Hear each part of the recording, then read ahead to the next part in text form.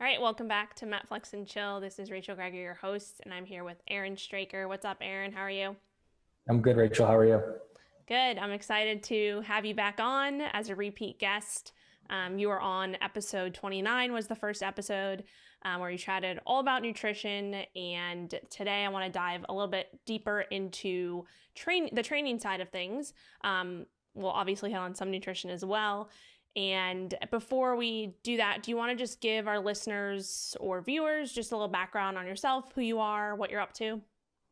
Yeah, my name is Aaron Straker. I am a sports nutritionist and educator. One of the bigger parts of my business, I would say, is educating around like nutrition, some functional nutrition principles and how they apply to body composition, physique, and health. So leveraging, nutrition as the primary catalyst for helping males change their body composition, take control of their health, and improve their lifestyles. Awesome. Love it. Love it. And you have your own podcast, which you recently launched, which if you're listening to this, you should go listen to Aaron's podcast. Can you tell us what it's called again?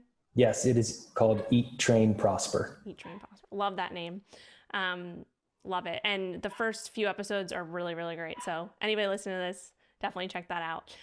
So let's dive into some training stuff specifically. I have a few questions. We chat a little bit off air about some of the stuff that we wanted to talk about, but one of the biggest things that I think we both agree on, sorry, my dog's barking in the background, ignore that, is just like matching your specific training to your specific goal, or matching your training to your goal and pairing that up in a smart way. So maybe we can chat a little bit about that and kind of what you've experienced, your time over the years training and working with clients, and kind of maybe the mistakes you've seen or things that you've learned specifically that might help out anybody listening. Yeah. So one of the biggest things is there isn't a lot of great information, or it's not like commonly known information, I should say, that the type of training you're doing is conducive to your goals. And the most kind of like glaring low level example of that is someone decides like, hey, I want that beach body. I want to get into shape. And the first thing they do is start running, which is always like really interesting. And they're not here to like bash, running or anything. But if you like want to have an athletic like beach physique, running's not going to get that for you, right? Like you should be lifting weights probably in like hypertrophy ranges or, general like GPP, general preparedness type training. But I think it's just one of those things, like if you want to be training in a style that you enjoy, let's be realistic. Like if you don't enjoy it, it's always going to be a means to an end, but that's actually conducive to your goals. So another thing that I'll see mostly with like males is we will kind of get stuck in this like thought that strength training equals like hypertrophy training, and they're not mutually exclusive. But let's say your goal is like pure hypertrophy, right? Like I want to put on as much muscle as I can in the next like 3 months. Doing like a 5x5, with like press, squat, dead, it's probably not going to be the best approach, but that's like approach that a lot of people will take. So that's kind of the first thing, I would say is like, what is your goal? And what is going to be the most practical and realistic approach for getting you or for helping you reach that goal with the style of training? Yeah, I love that. And it's something that I've been diving into, especially over the last year, specifically probably the last 2 years, transitioning out of CrossFit. I know you're obviously familiar with that as well. Transitioning out of CrossFit and more into like bodybuilding style training, actually focused on building muscle and changing my body composition. So I've definitely kind of been diving into all of that. And I think one of the biggest things that I've recently realized myself for the last, 6 months or so is just stepping away from like the amount of weight that I'm lifting to actually focusing on like, okay, why am I doing this exercise? Like, what am I trying to stimulate? Like what specific muscle? Obviously compound movements and all of that, like we can get into that. Like you're going to be working lots of different muscles, but what's like the primary thing that you're looking to stimulate? So for example, like hack squats, I went from doing back squats for a while to implementing hack squats. And like personally for me, it's just like, it's been such a mind shift of like, okay, I like cut my weight in half, and it's like harder than it was because now I'm focused on full range of motion, you know, getting the stimulus that I'm looking for. So maybe we can dive a little bit into that and like the exercise selection side of things. Like a lot of people think, you know, and you probably like a lot of people hear, you know, you have to squat or you have to deadlift, right, to get stronger. But like you said, is your main goal to get stronger? Is your main goal to build as much muscle as possible? And I feel like, I mean, most of the clients that I work with, they're not, you know, they're not in powerlifting competitions or anything like that. They just want to build as much muscle as possible. So maybe we can just talk about, like, for example, using the squat as an example, like why you can absolutely build tons of muscle in your legs without having to even, you know, back squat or front squat. There's other kind of exercises that might be better for that depending on the person. So now I'm just rambling on, but yeah, you take it away. Yeah, this is a great spot to start at because this is something that it was a personal vendetta of mine for many years. So I kind of grew up and came through that camp of like, you should back squat, you know, heavy and often. That's all you need is to squat to build legs. And that can be true depending on your levers and your, you know, anatomy. So I'm a little bit taller. I'm 5'11", but I have really long femurs and I have pretty decent ankle dorsiflexion. And even with that, I'm just not in a good mechanically advantageous position to back squat for quadricep growth.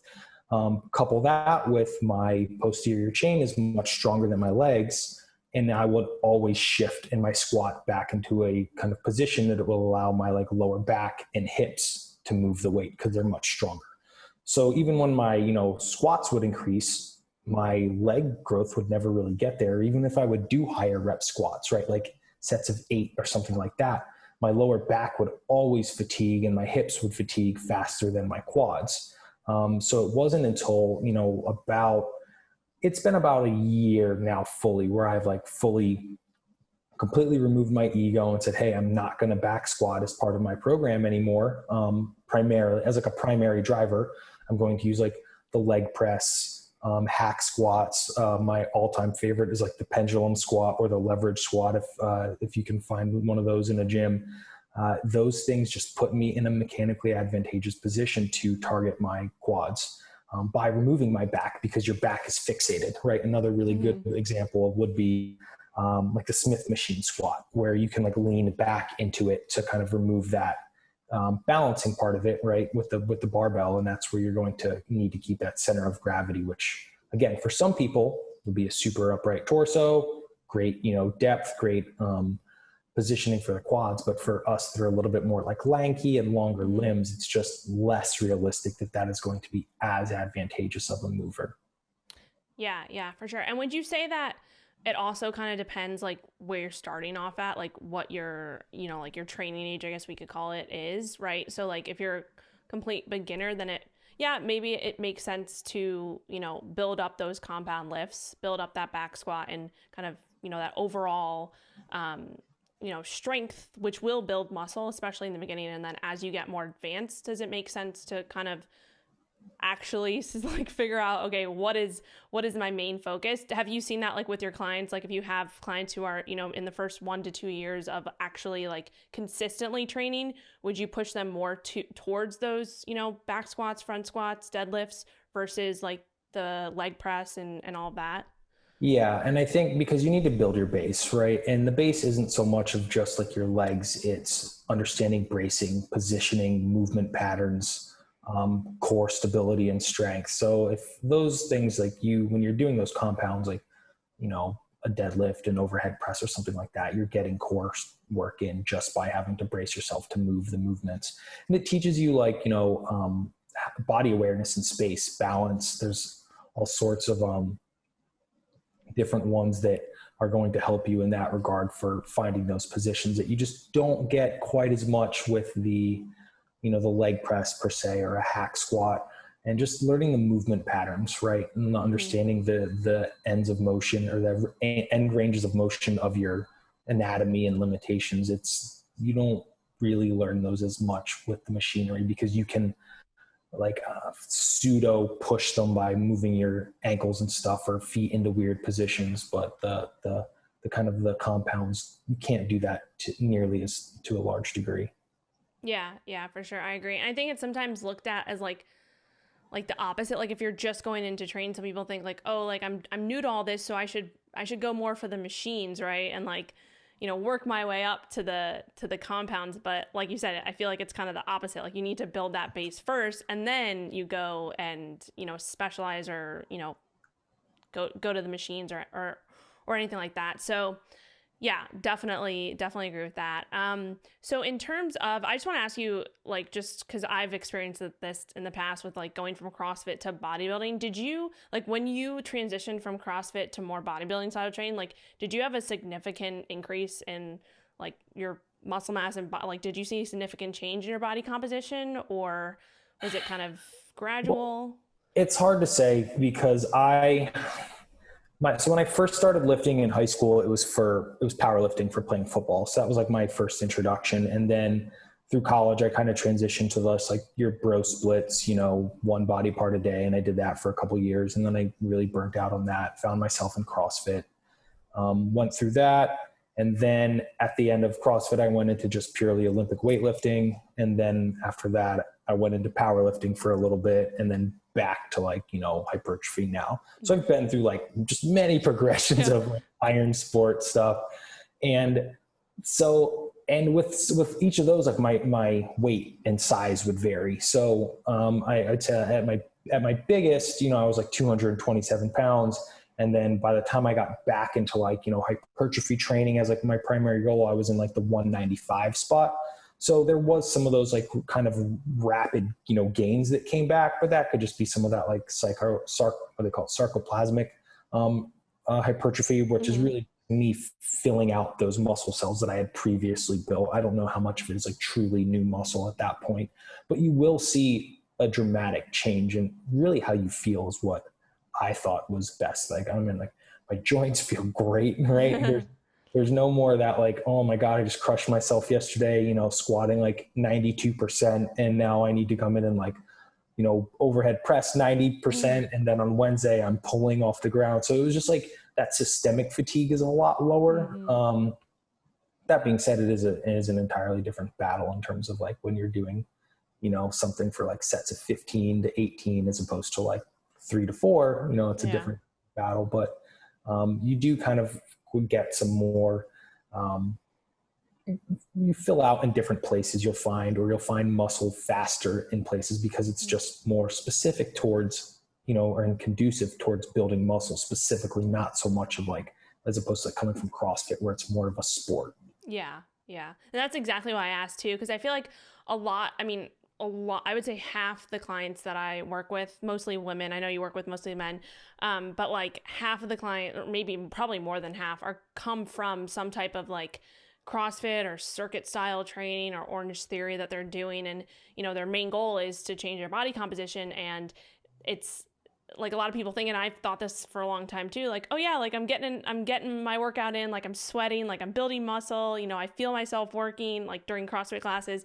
But it takes time to kind of like put two and two together where, that's like CrossFit itself and Orange Theory, like those are, well, CrossFit is a sport, right? It's not going to be, super conducive to building as much muscle as possible and actually like changing your body composition, for most people, I would say. But yeah, that's kind of the reason I asked, just because I know that you went through that as well.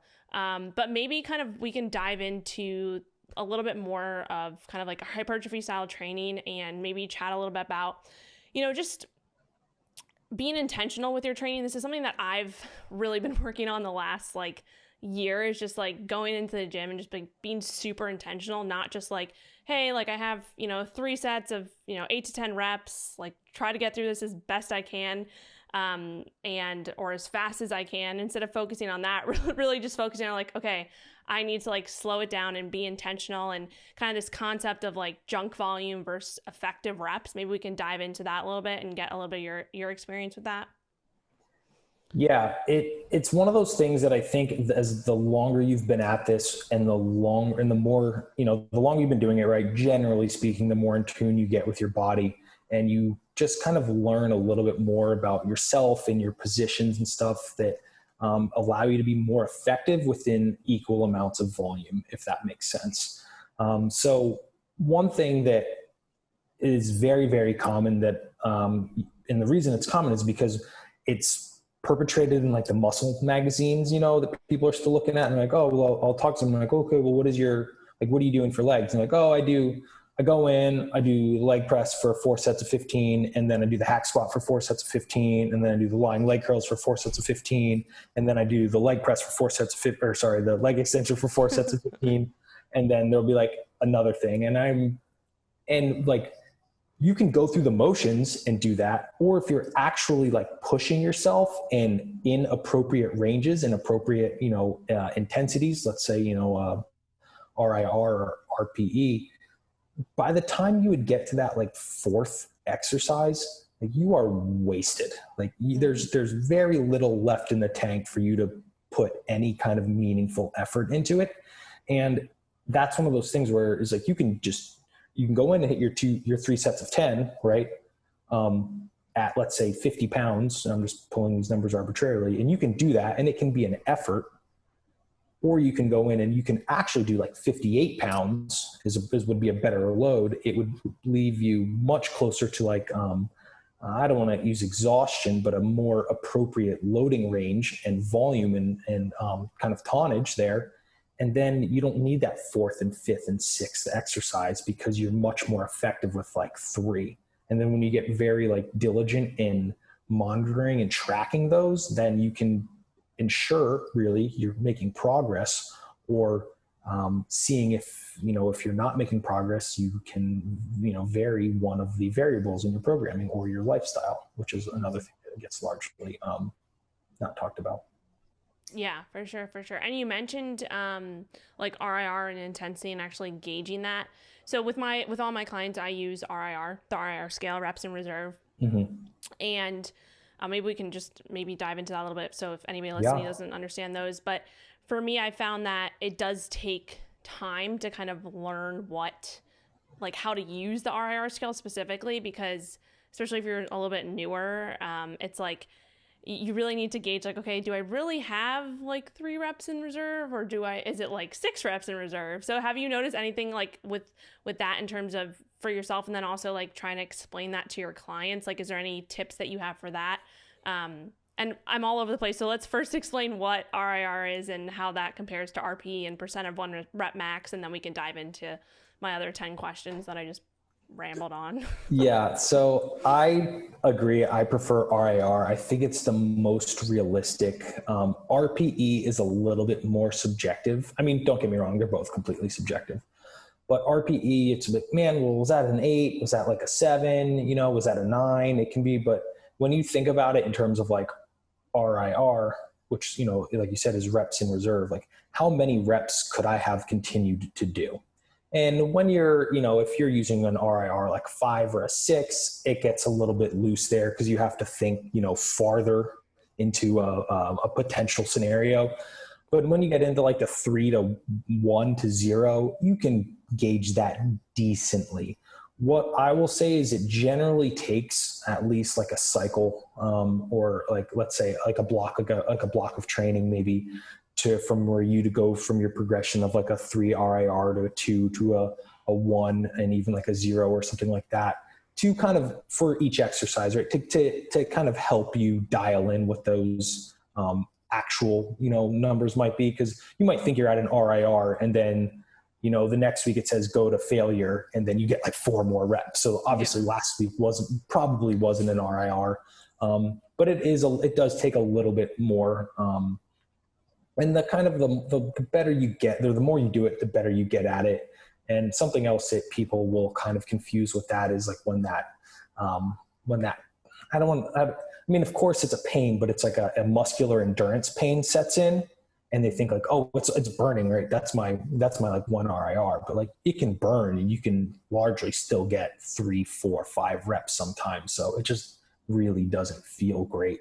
But if you're really chasing like accuracy for your RIR, that's important to eventually push yourself through that, so you can know what your limits really are. And a little bit of kind of personal anecdote in that regard, I was doing last week or 2 weeks ago incline bench, and I don't know how I did this. I loaded the 35s on instead of the 25s, and I was I wanted to take 195 to like a 2 RIR. And I could, on the very first set, I was like, man, this is so much heavier than it was last week. I'm like, okay, maybe I'm just not like warm. I match the set. I go again and I get like 1 rep short. And I'm like, all right, well, this is I'm regressing for some reason. Like maybe I'm under recover or whatever. And then when I was deloading the bar, I realized I had put on 20 extra pounds that I thought. So it wasn't a true, yeah. So I thought I had 195 on, I had 215 on. So obviously the 195 from the week before wasn't a true 2 RIR because I added 20 pounds in 1 week and matched my sets. So it's one of those things where it's like a little bit of like a psychological type of twist too, where it takes a little bit to realize how far you can push and get accurate with those numbers. Yeah, for sure. And would you say that you ever kind of like, in terms of training to failure, do you ever recommend your clients to train to failure in any regard? So I will, like with the programs that I put together, will have like some overreaching periods, generally like maybe 1 week of overreaching per each block. That I will I generally don't program that to like everyone, right? Just like, here you go. You know what I mean? Because most people just don't need that near intensity. But kind of the longer you've been at it and the more advanced you are, I would say the more beneficial it can be. But it's something, it's kind of like the turbo in like a video game, right? Like the turbo boost, like you can use it a little bit and you get that push, but if you just hold down the turbo the entire time, like it stops working and you don't go any faster. So it's kind of like a tool you can pull out at the end of a block to like overreach, right? And then you pull back type of thing. But again, I think they get over applied and then it just turns into like, it's hard to gauge if you're progressing or not, because you're always, using intensity techniques and, it depends on whether you can recover from that, which is a whole, can of worms in its own, but. Yeah, for sure. And I think it just comes down to like, having a smart program and following a program where it's actually, built in a structured way that makes sense for what, like you said, what we're talking about, the goal at hand, which for most people is, building muscle and changing their body composition. Speaking of recovery, I do want to dive into that a little bit because you mentioned it. This is another thing that I see with a lot of clients and with myself as well, coming off of CrossFit, which is like super under recovered, just like not like go all the time and, dead on the floor after the workout. And obviously you get the endorphins from that, like from a CrossFit workout or Orange Theory, whatever it is. But can we chat about how that is absolutely like not conducive to, if the goal at hand is to build as much muscle and change your body composition, like why is it so important that you need to recover? And what have you kind of experienced with that, with you and with yourself and your clients? Yeah. So, I mean, I got super sucked into like the competitive CrossFit scene, in like 2011, 2012, and I rode that for a long time. And at the time, that's what I knew, and I think in terms of recovery, it's a lot better now, I think, than before, because a handful of people I don't even say a handful, companies, right, have kind of presented themselves as like, premier CrossFit style programming experts. And there's a lot more science behind it. Back then it was just like the constantly varied, mix it up. But what happens with like the constantly varied without, design or thoughtful design is you can overtrain a lot of the same body parts and then other things get neglected because there isn't volume being equated and things are just like random. So it's like, okay, on Monday, I go in and we have back squats for like the strength portion. And then Tuesday has like front squats in the WOD. And then on Wednesday, we're doing like lunges or something like that. And you're just like smashing your legs day after day through this like constantly varied thing. And then you might notice that like, hey, last time we did this, I was able to do like whatever, 20 reps with the squat. And today I could only get like 13. Am I getting worse? Like probably not. You're probably just, in a poor position to perform on that day because you just crushed your legs for the last 3 days. So in that regard, I think it's just like kind of having design, especially for the goal of hypertrophy and building muscle. And you don't build muscle in the gym. It's just, the gym and training provides a stimulus that your body then, by means of calories, adequate recovery, stress management, sleep, produces adaptations to. And then the muscle, tissues grow more dense, and your, connective tissue grows more dense and tensile strength. And that's how your adaptations take place. And it's just like, you need that recovery capacity in terms of calories, sleep, so that your body can, produce the hormones necessary to, allow those adaptations to occur. And that is like what often gets missed, especially with the CrossFit crowd, because recovery days turn into like active recovery days, which is just like a different word for doing cardio on your rest days. Yeah. And it's like the epitome of the do more type of culture. Yeah. Yeah. And I mean, yeah, I agree. Like, I loved CrossFit. I loved the environment, the family atmosphere, all of that. But, at a point, it comes to a point where you're like, okay, if things aren't working, like, my body composition was going backwards to a point. And there was obviously all external factors like stress outside of, working out, and CrossFit was my stress reliever, but it was not actually my stress reliever. And that's what a lot of the clients I work with say too. It's like, cause you get those endorphins, right? Like, like you said, you're dead on the floor, like making a sweat angel or whatever, and you feel really good at that time. But then, like, okay, how do you feel a few hours later? Like, what's actually like happening with the body composition that you're trying to build, or, so it just, yeah, I think anybody listening, like, if you are someone who does, those circuit style classes, and you do have a specific goal of changing your body composition in the most efficient way possible, then it might make sense to incorporate, a little bit more bodybuilding style training in addition to CrossFit, or like do like half and half or something like that. So yeah. So do you want to chat? Let's chat a little bit about like nutrition side of things, and maybe we can dive into maybe like while we're on the topic of body composition, like, building muscle and changing your body composition. What do you feel is like kind of I would say like the top 3 mistakes that you personally see when it comes to nutrition for like nutrition mistakes that you've seen for actually prioritizing, building muscle and changing your body composition? Yeah. So I would say the top 3 things I see are generally with, the guys I work with, guys under eating. And I guarantee you this is something that women probably do even more. People don't understand, like, you don't grow in the gym. You grow by putting food in your mouth. If you don't put enough food in your mouth to grow, you don't grow. Mm-hmm. So that is probably the first one. The second one is no structure, just going in and just being like, oh, well, today I'm going to do arms, and then, I might do some more arms tomorrow. And it's just like you go in and wing it. That is a surefire way to just stay where you are. And then the third one I would say is sleep. People don't like to sleep, mainly because they don't understand the importance of it in the process. So, when you're sleeping, you're reproducing hormones, specifically testosterone growth hormone. Those are going to peak in the mornings, where these are literally some of the catalysts for, hypertrophy, especially, or obviously in men, but in women as well. Like, having healthy, testosterone ranges for women are very, very important for being able to build muscle, and for body composition as well, for having, fat loss being easier. It's just to obviously a much lower degree.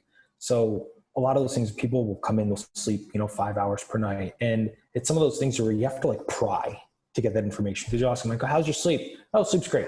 Like, well, what do you mean? Like, oh, well, I go to bed at like 12:30. I get up at 5. And I'm like, whoa. Sleep is not great. Yeah. And it's like, why? Like, I think what we first need to talk about is why how you associate like 5.5 hours with great. So, digging in a little bit more, you'll find out that like, not only are they sleeping 5.5 hours, they're peeing like 4 times per night, or that they like need alcohol to go to sleep or something like that. So there's like all these kind of things that kind of come together. And it's just like, as a society, I feel like our perceptions of what, I don't want to say what's passable, but what is considered like quality has just shifted very far to the low end for, sleep. And it's one of those things that's, for hypertrophy, right? For muscle building, you need to be in an anabolic state, and sleep is going to help with that because it's going to help keep your stress levels down, your cortisol levels down. When cortisol is high, cortisol is a catabolic hormone, which is going to kind of work against you with those goals. So there's these kind of things that even if you are in the gym, right? Even if you are in the gym, you're working really hard and doing those things, right? It's these other like lifestyle aspects that people don't even consider to be related, that are holding them back because it's not really common knowledge about a lot of this stuff yet. Mm-hmm. This is why we have, these types of conversations. Yeah, for sure. And I feel like everybody kind of wants like the more advanced or like what we say, like the higher hanging fruit. Like we're always going for that versus like the lower hanging stuff that's like a lot easier. It's not like sexy or fun, but if you get that in check, like it's crazy what can happen, right?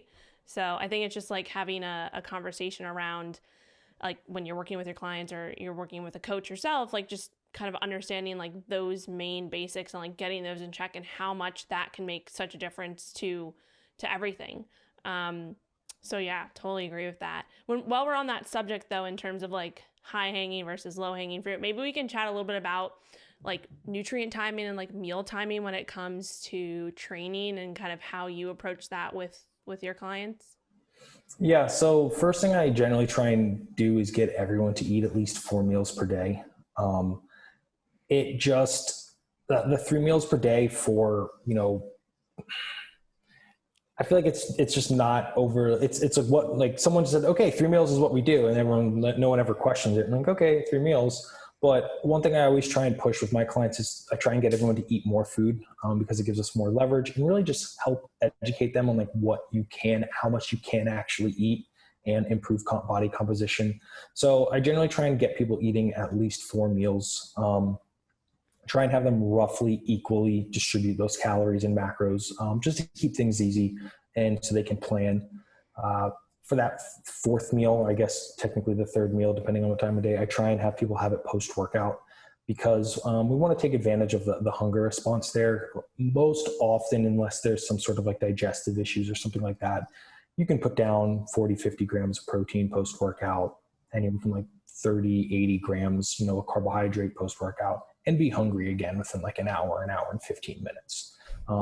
So we can kind of take advantage of that, post-workout hunger response to distribute those calories, right? Because of those hormonal changes that are, occurring, you're going to get better nutrient partitioning out of those carbohydrate in that regard. Generally your protein is going to partition almost always the same, unless we're in kind of like some fringe cases, which, we won't go down into. But it just it gives you leverage on, understanding how some of these hormonal changes are taking place throughout the day for you to better assimilate and partition calories that, if you had those same calories at, 9 p.m. at night wouldn't be quite as advantageous as if like immediately post-workout. And then 2, taking advantage of that hunger cue and hunger response so that we can eat more food later. So it's generally what I will try and start everyone with. If people want to do a little bit more, by all means, I think that's better, because it just makes, it eases your digestion a little bit. So let's say you're doing, 2,000 calories per day, or let me back up. I always say that, and then I can't get my math right when I try and do it off the top of my head. Let's say you're doing 3,000 calories, right? And you're splitting it between 3 meals, 1,000 calories per meal.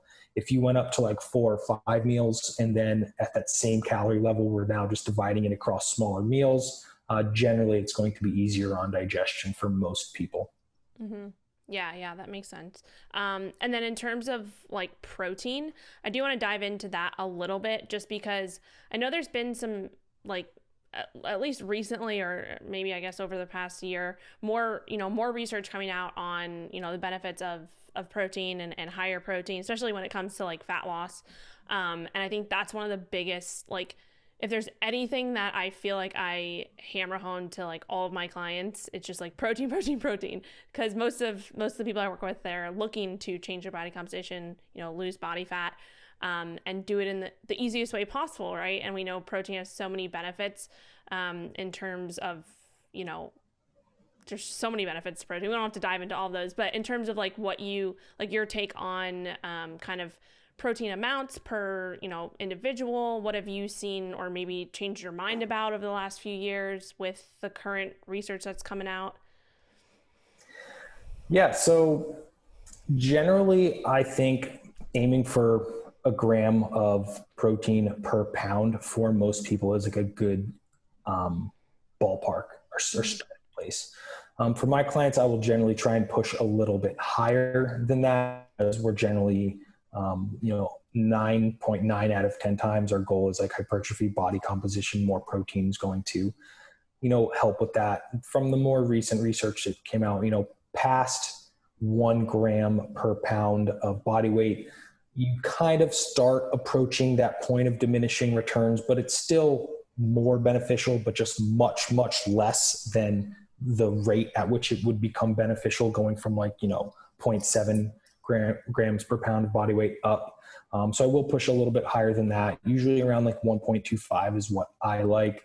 A caveat there being it generally is going to be somewhat relative to the amount of muscle mass someone has. So if you have someone who's like, skin and bones type thing, not a lot of muscle mass, probably aiming for that like 1 gram is going to be a little bit more appropriate.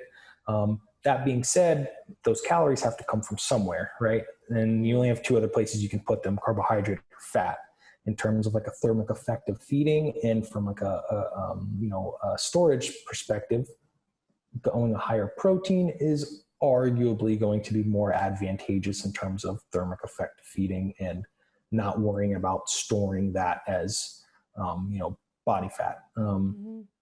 There was a couple of recent studies that are like recent within like the past couple of years that Brian and I actually talked about on our podcast a couple of weeks back, but they were protein overfeeding studies. And they took groups of people and just fed them like enormous amounts of protein, way into a surplus, and people didn't put on any body fat because it's very energy expensive to convert protein, through multiple pathways, which would end up being body fat. It's like it's just basically not going to happen.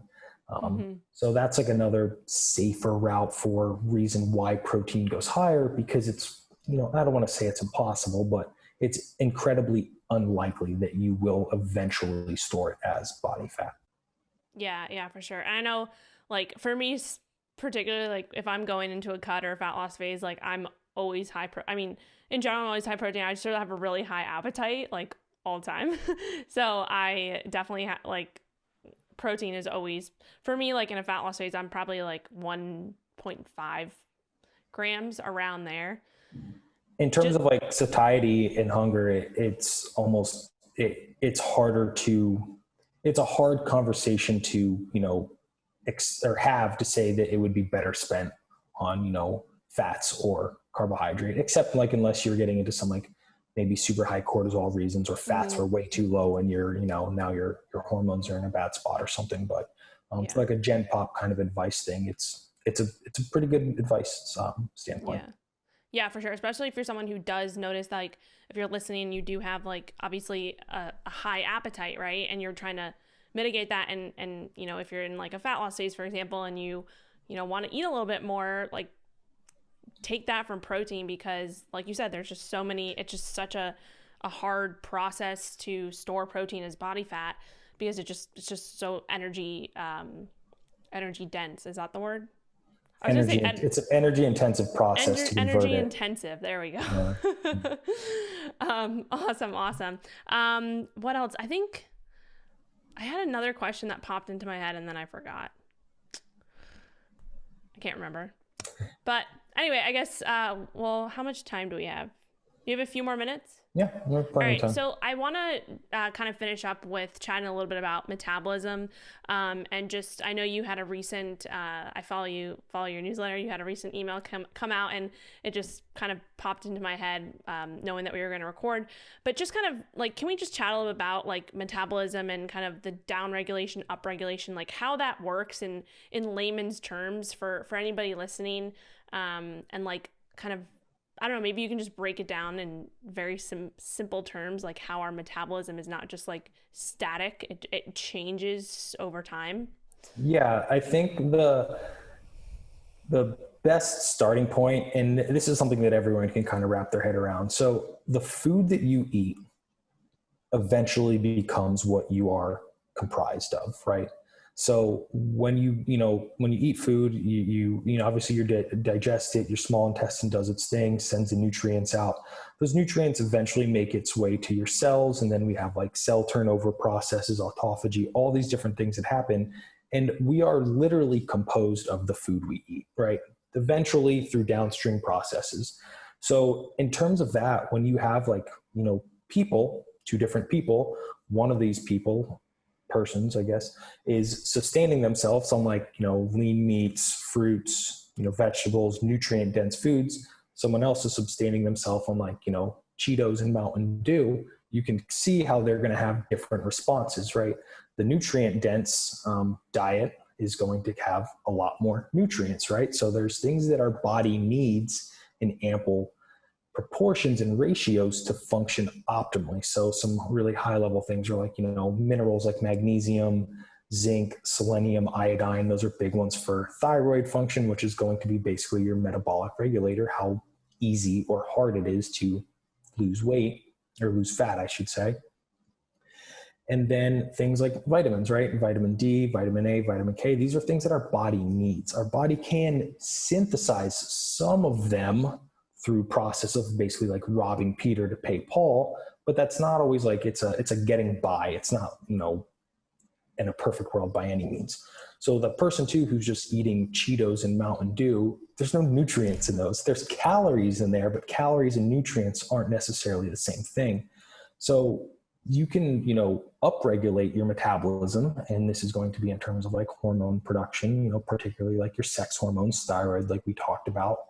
Or you can downregulate it, right? So things that will, downregulate is like chronic dieting for a very long period of time, super, super high stressful situations, because from a stress response, right? If you think about it in terms of like an evolutionary standpoint, right? The modern world has changed so fast.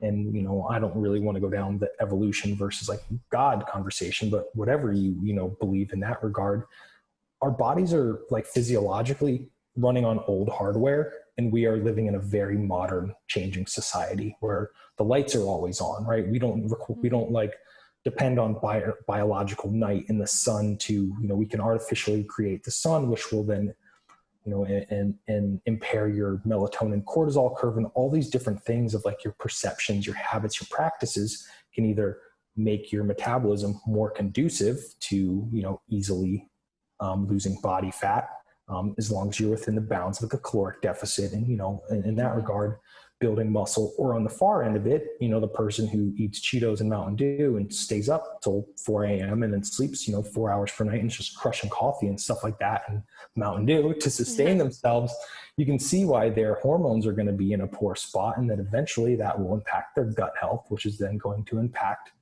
mood and other kind of like brain function, all these different things. And it's just, everything's connected. So, if you start thinking about it that way, that like your diet impacts your health, which impacts your mood and all these sorts of things, we treat so often we think about the systems of our body in silos, and that's just not how they function. There's feedback loops between a lot of them, and they work together. So in terms of your metabolism, right, it's, generally people know like what healthy practices are, but they think like, oh, I can just like not sleep and then I'll just have a bunch of coffee, which will like keep me up. And that's fine. It does work. But like when you consistently repeat that, you're just like beating yourself down a little bit at a time. And then these things start like breaking in different parts. So kind of went on some asides and tangents there, but that's really, how metabolism is a good way to think about it in terms of, of all the different parts that come into play. Yeah, no, for sure. I love that. I love the different routes you went down. Totally makes sense. Awesome. All right. Well, this was fun chatting. I think we touched on a bunch of different things. So do you want to just share with our listeners where they can find you, your website, social media, your podcast again, all that jazz? Yeah, so website is strakernutritionco.com. I'm on Instagram at Aaron_Straker. And then the podcast is Eat, Train, Prosper. And you can find that on all major platforms. Awesome. Awesome. I will definitely link all of that in the show notes for people to check out. And yeah, thanks for taking the time to chat. And maybe I'll have you on for a round 3 in a Thank you for few having me, months. Rachel. Awesome. All right. I'll talk to you soon. All right. Thank you.